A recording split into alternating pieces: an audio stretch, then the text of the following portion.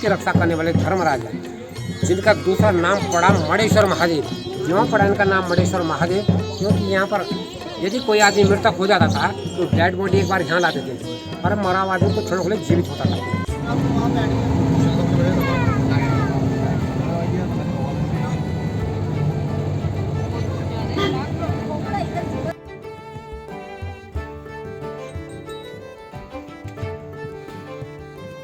उत्तराखंड का एक छोटा सा ऐतिहासिक गांव, जहां समय समय पर भारतीय पुरातत्व सर्वेक्षण विभाग द्वारा खुदाई में हजारों अवशेष यानी शिवलिंग और अनोखी दुर्लभ मूर्तियां मिली हैं।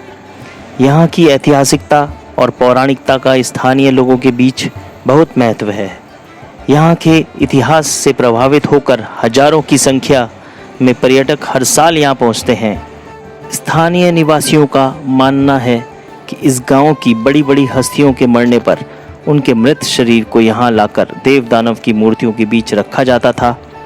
इसके बाद पंडित जी मंत्र जाप के बाद पवित्र जल मृत शरीर पर छिड़कते, जिससे मृत शरीर में भी थोड़ी देर के लिए जान आ जाया करती थी। फिर पंडित जी अपने हाथ से उन्हें दूध भात खिलाते, जिसके बाद वह शरीर मोक्ष की प्राप्ति करता। यही वजह थी कि इस स्थान का नाम पहले मणा हुआ करता था। बाद में यहाँ खुदाई के बाद कई शिवलिंग और मूर्तियाँ मिली, जिसके बाद यहाँ का नाम लाखा मंडल पड़ा। लाखा मंडल स्थान यमुनोत्री मार्ग पर पड़ता है और यह स्थान देहरादून जिले की चकराता तहसील के अंतर्गत आता है। लाखा मंडल से यमुनोत्री की दूरी मात्र 75 किलोमीटर है। समुद्र तल से 1372 मीटर की ऊंचाई पर स्थित लाखा मंडल जौनसार बावर क्षेत्र में पड़ता है। लाखा मंडल ठीक यमुना नदी के किनारे बसा हुआ है। यह स्थान महादेव शिव के अनोखे मंदिर के लिए जाना जाता है और यहाँ जगह जगह पर शिवलिंग और मूर्तियाँ देखने को मिल जाती हैं। आइए आपको यहाँ के शिव मंदिर और लाखा मंडल के बारे में विस्तार से बताते हैं। भगवान शिव को समर्पित यह मंदिर नगर शैली में बना हुआ है। माना जाता है कि लाखा मंडल में स्थित मुख्य शिव मंदिर का निर्माण 12वीं-13वीं शताब्दी में हुआ था, लेकिन मंदिर परिसर में ही प्राप्त 6ठी शताब्दी के एक अभिलेख के अनुसार मंदिर का निर्माण सिंहपुर राजघराने की राजकुमारी ईश्वरा ने कराया था। यह मंदिर राजकुमारी ईश्वरा ने अपने पति, जो जालंधर के राजा के पुत्र थे, के निधन पर उनकी सद्गति और आध्यात्मिक उन्नति के लिए बनवाया था। लाखा मंडल नाम 2 शब्दों से बना है। लाखा अर्थात बहुत सारे और मंडल अर्थात वह स्थान जहाँ बहुत सारे लिंगम और मूर्तियाँ हों। यहाँ पर त्रेता युग का रामलिंगम, द्वापर युग का कृष्ण लिंगम भी है। इसके साथ ही यहाँ कलयुग का अद्भुत शिवलिंग भी है, जिस पर पानी चढ़ाने से भक्त अपनी प्रतिछाया को साफ देख सकते हैं।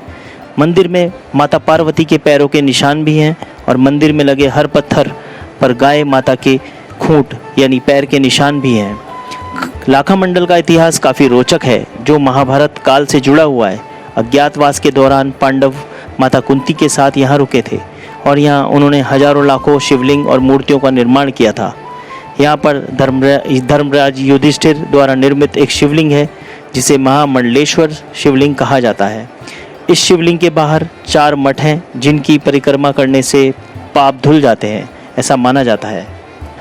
माना जाता है कि धृतराष्ट्र पुत्र दुर्योधन ने पांडवों और माता कुंती को जीवित ही जलाने के लिए यहाँ लाख, एक ज्वलनशील पदार्थ के महल का निर्माण करवाया था।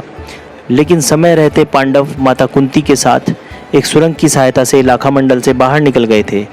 माना जाता है कि इस मंदिर प्रांगण में वह सुरंग आज भी है और इसका दूसरा छोर गांव में ही खुलता है, जिसे पांडव गुफा कहा जाता है।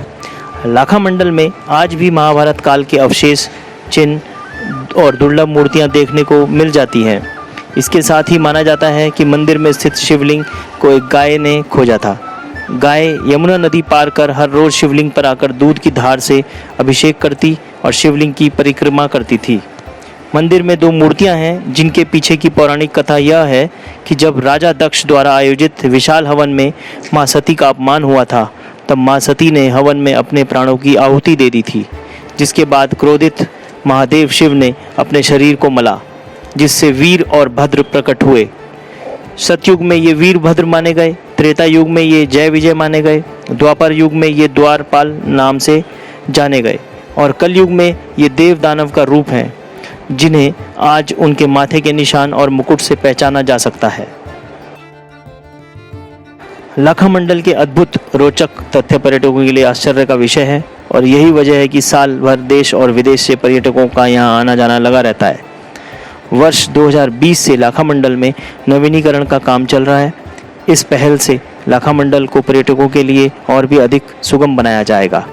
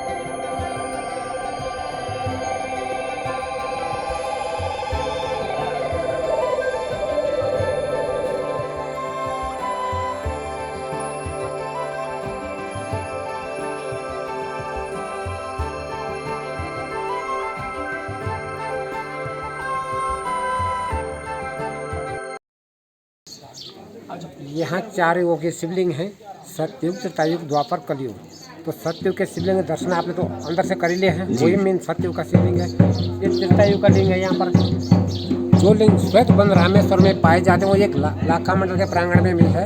तो ये त्रेतायुग का लिंग है। और ये द्वापर का जब प्रश्न अवतार था ये तब का है। और एक कलयुग का लिंग आ गया जिससे जट डालने से आपको अपना चेहरा दिखा देगा। अद्भुत चिंता हरण महादेव, आपकी मन की चिंता को हरने वाले महादेव। कहते हैं कि लाखा मंडल लाखों में एक देवनगर मत वाला है। देव धर्म 2 खड़े हैं, धर्मराज रखवाला है, सबकी रक्षा करने वाले धर्मराज है, जिनका दूसरा नाम पड़ा मणेश्वर महादेव। क्यों पड़ा इनका नाम मणेश्वर महादेव? क्योंकि यहाँ पर यदि कोई आदमी मृतक हो जाता था तो डेड बॉडी एक बार यहाँ लाते थे और मरा हुआ आदमी को क्षणों के लिए जीवित होता था और दही चावल खा के दोबारा मोक्ष को प्राप्त होता था। किसी माँ का इकलौता बेटा था, एक ही बेटा था, चला उसका बेटा मर गया। माँ की ममता थी, भाई मैं वहाँ जाके पूछूंगी। अब जैसा बेटा जीवित हो, माँ ने उसे पकड़ लिया। उसने कहा मेरे को मोक्ष मिल चुका है, मेरे को मोक्ष में जाना, मेरे को किसी ने खाया नहीं, काटा नहीं, मारा नहीं, मौत हो गई, क्या कर सकता कोई। उसके बाद उसका उठना बंद हो गया। फिर यहाँ अनेक 1.25 लाख शिवलिंग की स्थापना है। 33 कोटि देवी देवताओं का निवास है। लाखा मंडल में 33 कोटि देवी देवता हैं जी।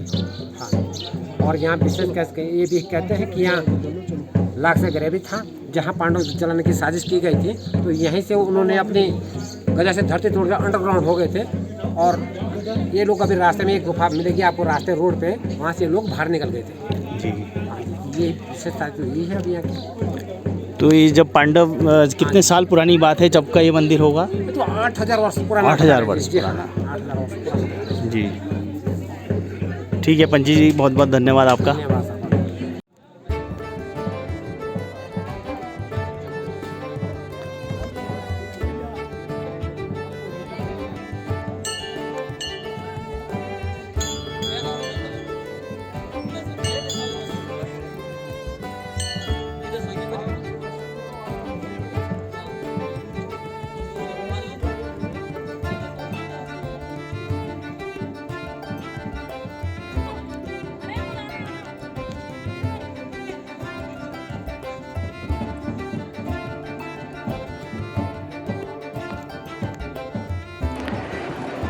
लाखा मंडल में रहने के लिए यहाँ पर आपको होम स्टेज भी मिल जाएंगे। और लाखा मंडल पहुँचने के लिए देहरादून से 2 मोटर मार्ग हैं। दोनों रास्ते आगे यमुना पुल पर मिल जाते हैं। एक रास्ता मसूरी से होते हुए जाता है। मसूरी से होते हुए देहरादून से यमुना पुल की दूरी लगभग 67 किलोमीटर है। दूसरा रास्ता विकासनगर से होते हुए जाता है।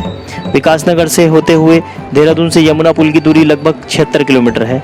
विकासनगर होते हुए चक्राता से भी लाखा मंडल पहुंचा जा सकता है। चक्राता मार्ग से जाने के लिए लखवाड़ बैंड स्थान के पास एक रास्ता निकलता है। चक्राता से लाखा मंडल की मोटर मार्ग की दूरी लगभग 60 किलोमीटर है। सभी रास्ते सफ़र के लिए अच्छे हैं। विकासनगर की तुलना में मसूरी मार्ग और चक्राता मार्ग पर ज़्यादा पहाड़ी सफ़र यानी कि सड़कों के घुमावदार मोड़ हैं। रेल मार्ग द्वारा लाखा मंडल पहुंचने के लिए निकटतम railway station Dehradun railway station है। यहाँ से लाखा मंडल की सड़क मार्ग की दूरी 118 किलोमीटर है, जिसे तय करने में लगभग 4 से 5 घंटे का समय लग जाता है। हवाई मार्ग द्वारा यदि आप लाखा मंडल पहुँचना चाहते हैं तो निकटतम हवाई अड्डा देहरादून का जॉली ग्रांट एयरपोर्ट है। यहाँ से लाखा मंडल की सड़क मार्ग की दूरी 133 किलोमीटर है, जिसे तय करने में लगभग 4 से 5 घंटे का ही समय लग जाता है। लाखा मंडल और हनोल जैसे स्थानों की दुर्बलता और रहस्यों को देखते हुए इन दोनों स्थानों को ऐतिहासिक धरोहर घोषित करते हुए इनके संरक्षण की जिम्मेदारी पुरातत्व सर्वेक्षण विभाग ने ली हुई है। आगे भी ऐसी रोचक वीडियोस देखने के लिए सब्सक्राइब और लाइक करना ना भूलें। मैं आपके लिए ऐसे रोचक वीडियोस बनाता रहूँगा। आपका दोस्त वीरेश। धन्यवाद।